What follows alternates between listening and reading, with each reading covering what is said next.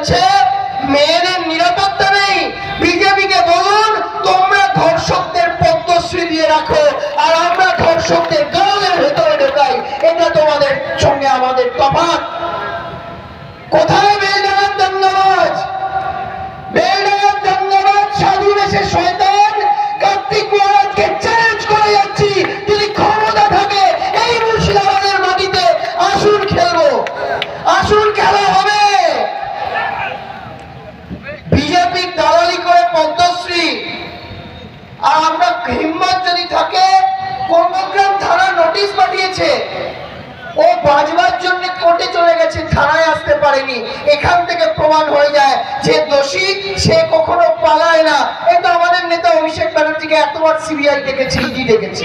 কোনদিন দেখেছেন যে সিবিআই ডেকেছে আর অভিষেক ব্যানার্জি যায়নি? অভিষেক ব্যানার্জি বাঘের মতো বেরিয়ে এসছে আর বেরিয়ে সিংহের মতো গর্জন করেছে। আর একটা নবগ্রাম থানা ডেকেছে বলে বিশ্বগুরুর শিষ্য, বিশ্বগুরুর বড় নেতা, বিজেপির দালাল কার্তিক মহারাজ পই পই করে পালিয়ে গেছে কলকাতায়।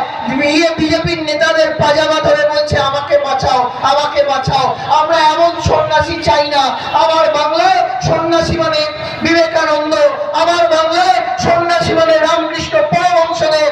আমরা বিজেপির থেকে হিন্দু ধর্ম শিখব না। 21শে জুলাই মমতা বন্দ্যোপাধ্যায় যে বার্তা দেন, আমি আর একটা কথা বলে আপনাদের শেষ করব।